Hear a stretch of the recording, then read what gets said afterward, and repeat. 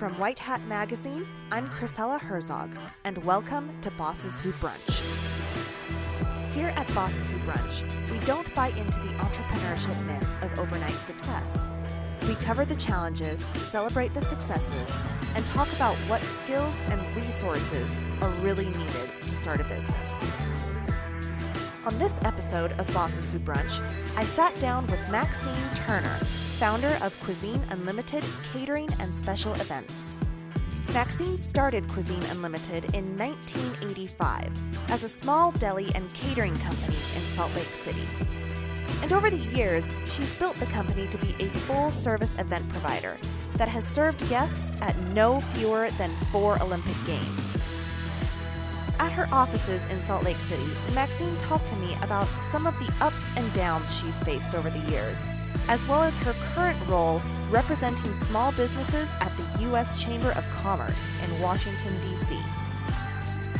Bosses Who Brunch is incredibly grateful to Cuisine Unlimited for their sponsorship of our meetups. You can find out more about Cuisine Unlimited's catering and event services at cuisineunlimited.com. Maxine, welcome to Bosses Who Brunch. It's so great to have you on the show today. Absolute pleasure to be here, Chrisella. Thank you for asking me. Oh, thank you for being here. So you started Cuisine Unlimited in 1985. How did you get the company started, and how did you grow it into the amazing business you have today? Thank you. I really appreciate it. You know, I really started out in the banking industry. Mm-hmm. But I had the opportunity as a stay-at-home mom with 3 small children to really find my passion when I was asked by a Jewish women's organization to take over all food services at the local synagogue. It gave me the opportunity to work around my 2 boys' schedule at school and be able to take our infant daughter with me. Oh, that's great. Which really accomplished both things. But what I really found, Chrisella, is that I loved the catering. I loved the opportunity to be involved with special events in people's lives. And it really warmed the soul. I loved the opportunity that was afforded me. After about 3 years into the operation there, I was there a total of 5, but I was approached by a local private school who was really growing as a school as well, to take over all food services, which included the daily lunch program for the school, as well as all their private catering events and fundraisers. And so I did both for a period of time, and then found that I really had the opportunity at the school to cultivate my own company. That's great. Started Cuisine Unlimited, and they allowed me to use the school facilities to really as my kitchen facility in cultivating my company. That opportunity was amazing because it really gave me the opportunity to grow my company before I had to go out into really that big world and have my own operation. After 5 years, we opened up our first deli called Cuisine Unlimited Deli and Catering. Within about 8 years of that, we had 4 delis that we then changed to Maxie's and had built our own catering facilities where we're currently located in a 20,000 square foot complex that has both our kitchens and sales department and I really thought that when we built this building we would never fill all the space. Oh, wow. Consequently, not only do we have this building, but we have another warehouse. It was really the next real step in our growth came with the award of the Olympic Games in Salt Lake City. At that point in time, I had attended several conventions over the course of years where other caterers from throughout the country would all gather and share ideas and learn. And I became very actively involved and served on the board of that organization for about 8 years. This really gave me the opportunity to make friends with people from all over and even internationally. And with that, we received an invitation to join a caterer out of New York City for projects in Atlanta for the 96 Olympic Games, which really gave us our first introduction into the Olympic process. Because Salt Lake had been awarded the next Winter Games, we wanted to include our competitors. We feel very strongly that, yes, we are competitors in the same industry, but we're also colleagues. And we wanted this to not be about how much business we could gather during the Olympics, but we wanted our community to shine. And that meant giving competitors the opportunity for an Olympic experience would make them that much better, would make our community and our Olympic Games that much better. So we were joined by, there were 8 catering companies and 13 people representing those various firms who traveled to Atlanta. And the experience was phenomenal. And to this day have great friendships because of it. And consequently, the next real big move came with the Salt Lake Games, where we partnered with the New York caterers who had given us this opportunity for the Salt Lake Games, where we had 17 major corporations that we provided continuous hospitality. Wow. And these were by far the major corporations across the United States. That kind of an experience, along with the events that we did for the United States Olympic Committee, garnered us an invitation to bid on the Athens Games. Well, Chrisella, you know I'm Greek, and there was no way I wasn't going to at least try. And I have to tell you, much to my surprise, we were given that contract for the Athens Games, where we were the official caterer at USA House. And you didn't expect that to happen? Not at all. Not at all. I think that because I think it helped that I spoke the language, I knew the culture, but I think that they were just so pleased with what we produced for them in Salt Lake that we really had the opportunity of a lifetime. Yeah. With that, they were happy with Athens, asked if we wanted to go on to the Torino Games. Well, our partners are Italian, and so there was just no way we were going to turn that opportunity down. So we went on to the Torino Games, but then we had the opportunity to then cater the Republican National Convention in Minneapolis that year, and felt like that really could diversify our portfolio. So we did that instead of Beijing. And I have to tell you what a great experience that was as well.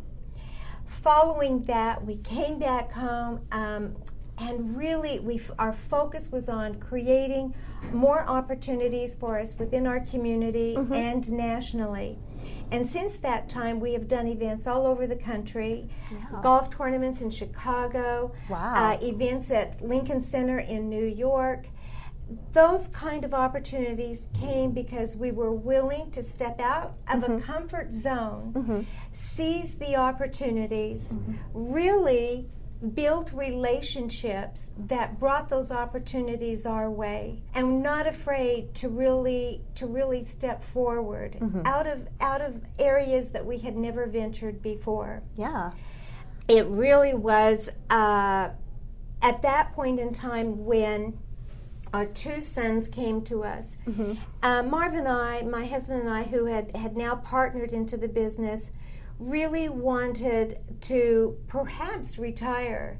And we sold off all of our deli operations when our sons came to us and asked if they could take over the company.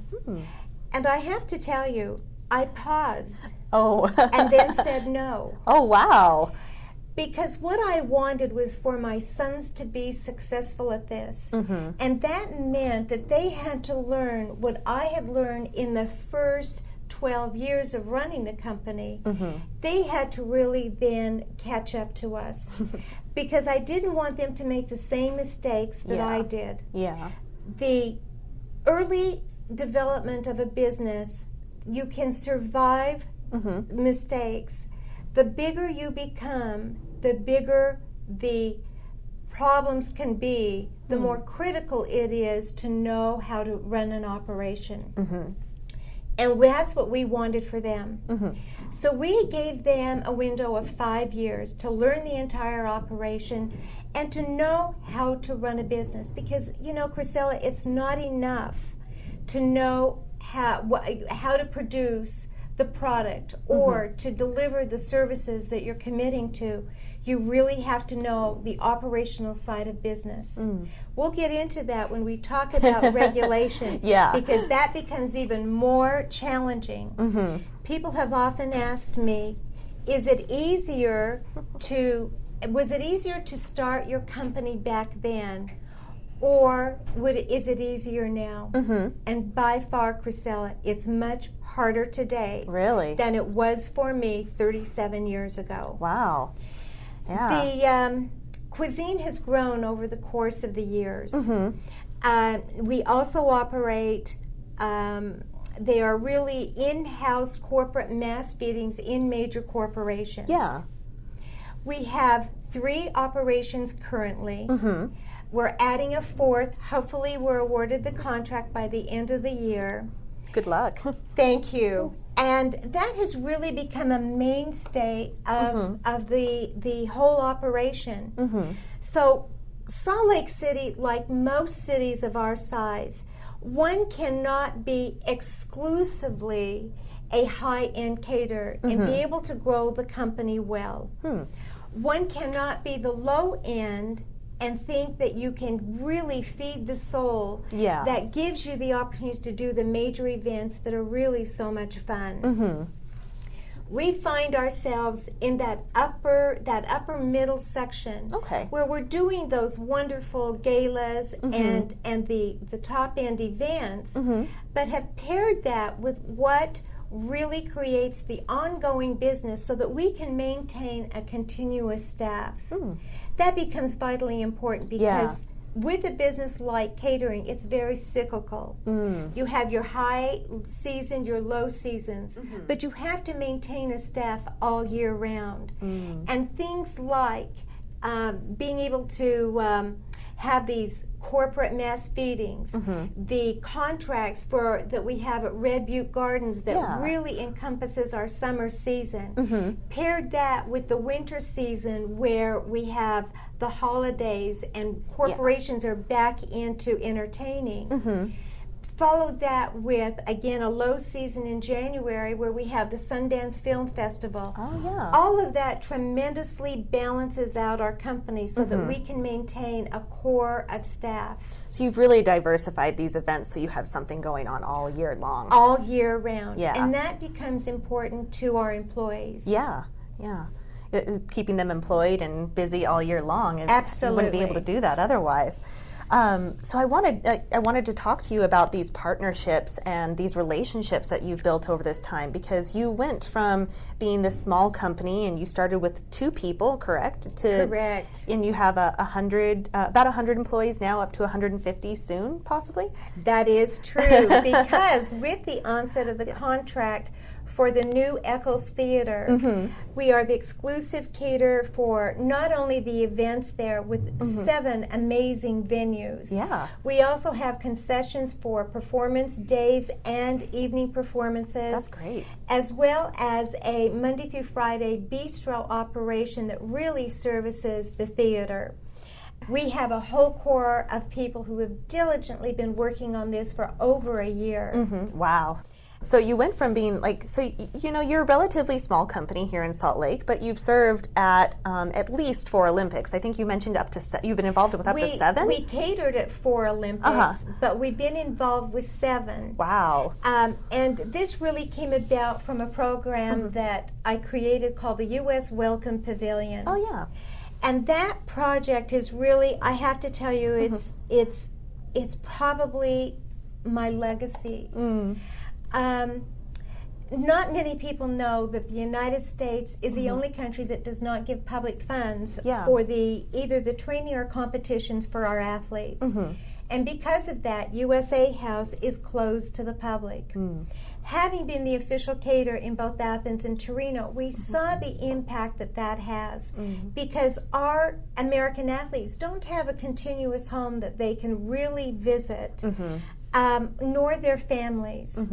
With that, and the opportunity to visit other country national houses, we really saw the impact and the opportunity that our country was missing. Yeah. To really engage with people on a global basis and to showcase our country. In developing this program, I have to tell you, it's really been, again, one of those opportunities that has led the path to our experiences in Washington, D.C. Oh, that's great. So these partnerships, like you've built all these relationships, you've built all these partnerships with people all around the world now, and it seems like every time you build a partnership, it sets you up for new opportunity to expand and to grow. So what is your strategy for building these partnerships, and what advice could you give to new entrepreneurs? I think that sometimes, and I have to step back and say that as a business owner in my very early years, I didn't have the time. I didn't have the knowledge to say, I need to get involved in my community. I need to network. I need to build relationships. That came over a period of time. But if there is one thing that I can encourage new business owners to do, it is to be involved, not only in your industry, but be involved in your community. Opportunities come through relationships, and you'll hear me say this over and over. It is relationship first and foremost that will grow a company. And the only way you can do that is by stepping outside of whatever the product or service that you are doing and create those relationships that build the opportunities. That's really what did it for us. Yeah. And you mentioned a little earlier that you invited your competition to work with you as well. And I know a lot of new entrepreneurs think, well, I'm not going to talk to my competition. I can't tell them what's going on with me. I can't let them know what I'm doing, good or bad. But you worked with your competition to make sure that everybody was successful, to make sure the community was successful during the Salt Lake Olympics. And how has that helped your company? Competition has certainly gotten much more competitive within the city. There's a lot more caterers than when I first started out. But we really are colleagues in this profession. And the best thing that we can do for ourselves is really to have those great relationships. I'd like to give you an example that happened just recently, last week, where with the ASAE convention that was in town, we had the closing night party for 2,000 people. It took over 150 staff, so far beyond what I currently have. We reached out to the community, to our competitors, to the hotels, the resorts in Park City, to restaurant groups. And I have to tell you, it was amazing to see the kind of collaboration and the kind of collective energy that we were able to put together that really was the end result of an outrageously amazing experience for the guests that attended. That's amazing. What it has done is again reinforce the relationship with competitors. And as a result of this, we're closing down our operation to help a competitor who has a formal dinner for 7,000 people. Holy cow. A way of saying thank you for coming and helping us, and now we're going to be there to help him. I have to tell you how gratifying that is. Yeah, to be able to help each other grow and instead of stay in your own little silo. And exactly. Yeah, that's amazing.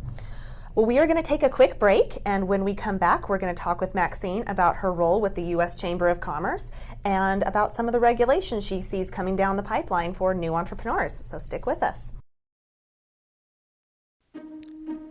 Hey there, I hope you're enjoying this episode. White Hat Magazine and Bosses Who Brunch are funded through memberships from our readers and listeners. So help us keep going. For as little as $5 a month, you can help cover our hosting costs, and you get access to all the premium content on our website. To sign up, go to whitehatmag.com/subscribe. And we are back with Maxine Turner of Cuisine Unlimited.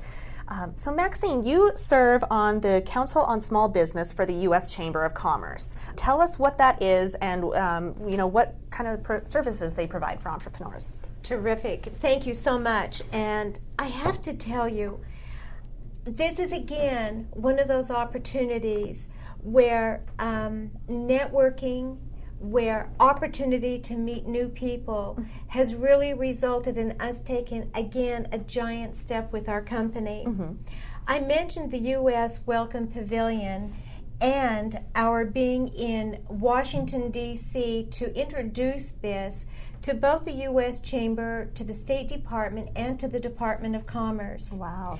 The result of that is that the U.S. Chamber asked me to serve on their board of directors. There are only 3 of us in the state of Utah who do so, and I am the only one who is a small business owner. Wow. With that, you are asked to serve on a committee. And I was asked to serve actually as the national chair for the Council of Small Business. That's amazing. Congratulations. So I now have a dual role in Washington, serving on that board as well as conducting the business of the council.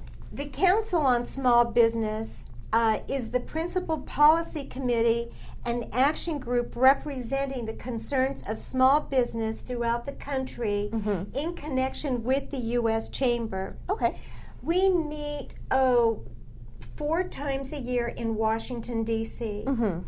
And there are small business throughout the country who attend the council meetings. Once a year, this grows into an expanded convention where other people who are members of the U.S. Chamber meeting the criteria of small business gather together. So we have around 800 people who attend the convention. Wow.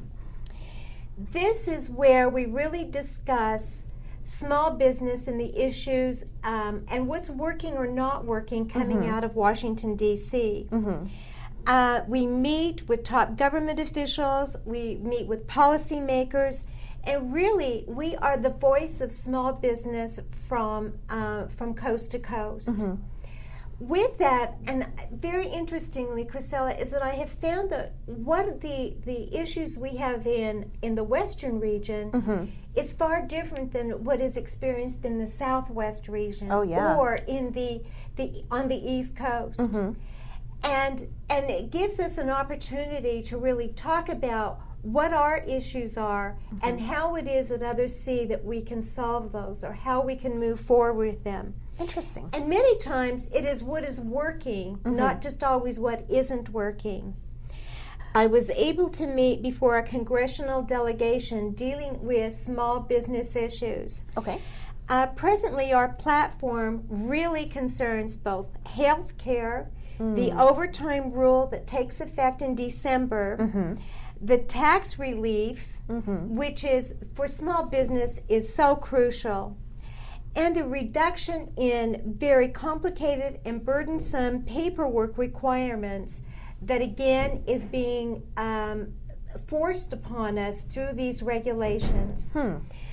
Every president is able to execute what they call the executive orders. Regulations don't always have to go through Congress, unfortunately. And many of these come through the Department of Labor, the Department of Commerce, and these new regulations set forth. That is where the overtime rule has really been developed, is through the Department of Labor. That overtime rule is one that I'm going to focus on. So where a salaried employee used to be at a $23,800 level as a minimum, that minimum is now going up to $47,400. Wow. That's a tremendous jump. That's over 100%. Yeah. We understand that the 23.8 may not be enough. We'd like to see that go to a 34, to a 36, and then incrementally increase every few years. Well, 47,000, I believe that's higher than even Utah's average salary. I think Utah's average salary is 43,000? Actually, 36. 36, okay. 36,000. Yeah. And that's what our stand is. The 47 may work in the economy of Los Angeles, Chicago, New York, Yeah. your larger cities. But it doesn't work in the middle of the country. It doesn't work in the middle of the country. It does not work in Middle America. And that is our greatest concern. That means, and we have actually taken these steps already within our company, we have had to take 10 of our management people, move them from a salaried position to hourly. Oh, wow. Certainly we're now paying time and a half during our busy season, but during our periods, again, being a cyclical company, they're going to fall below those 40 hours during some times of the year. Makes it difficult for our employees. Yeah. Instead of having that steady salary over the year, Exactly. now they are hourly, and employees are gonna not fluctuate. happy about this. It's not just on the ownership side Yeah. or on the management side of these corporations. It's all coming across the board, even from employees. They lose benefits. Yeah. They want to take off, a few hours and go attend one of their children's programs. They now have to clock out where that benefit was given to them as salaried. Yeah. They don't have the paid holidays that they used to have. So this really comes down to be a detriment to the employees rather than the benefit that it was supposed to be, what the intention really was. Yeah. Oh, that's disappointing. And that it affects people Obama, that through way. his administration, has put 600 new regulations through the various departments. The cost to business is $700 billion Oh, wow. to implement these regulations and to report to them, because with every regulation comes another report. More paperwork and, more For work us, to do. it is costing because of the number of employees, we use a payroll service. The payroll service now has another report to file to Washington. That means that we have to pay them for that service. We added up all the regulations that are really coming down to be into effect, like overtime rule. It will cost us $1,200 a month in new fees in order to do the reporting. Just these new reports. Just these new reports. Wow. So our job with the council is really to be very proactive in making sure that the voice of small business is heard. That we hope that with the new administration we will see, we're hoping that some of these regulations will be repealed. The U.S. Chamber is very proactive with others that are coming down, including the desire to raise minimum wage to $15. That is the other one that's really going to dramatically affect small business. Entry-level positions for small business many times are those who are entering in the workforce that have very little experience and very few skills. That is going to be a detriment, because now at that $15 level, all we're going to see is the cost of goods increase. That means that my catering, I will have to increase all of my prices to my customers, which in turn does nothing more but increase the cost of goods coming from my vendors. So it's really a catch-22. Everything has to be done in smaller incremental changes. With the overtime rule and with the increases that they are recommending over the course of the next 10 years, at the end of that, your salary will be making over $100,000 a year. That's why we have to stop this now, because those added changes that are coming down the pipeline are simply not acceptable. We have to be very vocal and proactive in making them aware of the detrimental effect this will have on small business, on being able to create new jobs, and for growing the economy. And I know that you were involved with talking with congressional leaders. You had a press conference with Mia Love, the representative from Utah's 4th District. We actually met with Mia Love shortly after our board meetings in June. We wanted our congressional delegation to be very aware of the overtime rule, which of course they all are, but that we needed to have more voice. We needed our entire delegation to really move forward in support of small business so that these regulations are not dismantled but are revamped so that they're livable.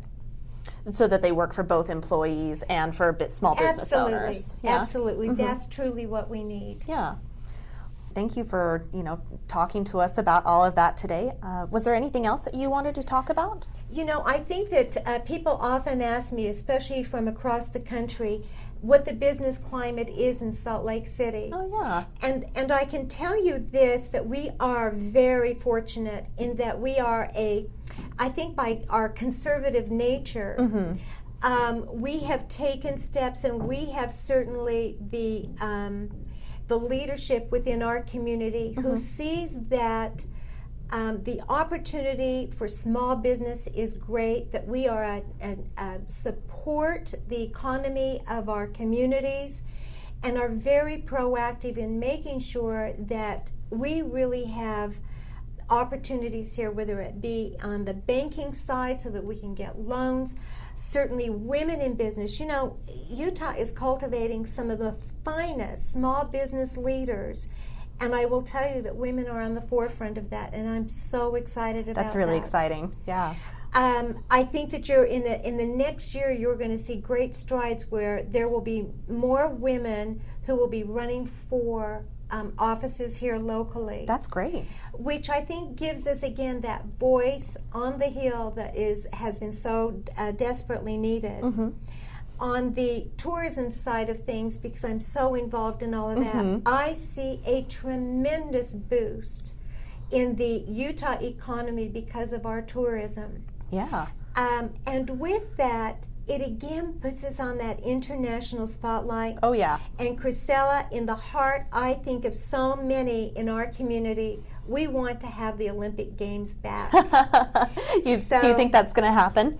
Without a doubt. Oh, wow. Okay. And I think that a year from this September, the next Summer Games will be decided. Oh, okay. If this goes to a European country, Salt Lake City has a very, very good chance for the 2026 Winter Games. Okay. Well, that'll be exciting. With that, I think that because of the leadership that we have here, we have very much been proactive in really maintaining our Olympic venues far and above any other country. Oh, yeah, they're usable by the public all around here, and they're still in fantastic shape from 2002. And just like the Olympics were the game changer for me in being able to really grow my company in a fast track, that will do the same thing for other companies here in our community. And it would be a tremendous boost to have these games back. Well, that's great. We'll see what happens there. Stay tuned. More to come. Well, thank you, Maxine. It's been wonderful to talk with you today. Thank you so much for allowing me to be here with you. Thanks for tuning in to this episode of Bosses Who Brunch. If you enjoyed this episode, please subscribe and leave us a review. Bosses Who Brunch is a production of White Hat Magazine. To keep up on future episodes and meetups, you can follow us on Twitter and Facebook at White Hat Mag. You can also find more information about White Hat Magazine and Bosses Who Brunch at whitehatmag.com.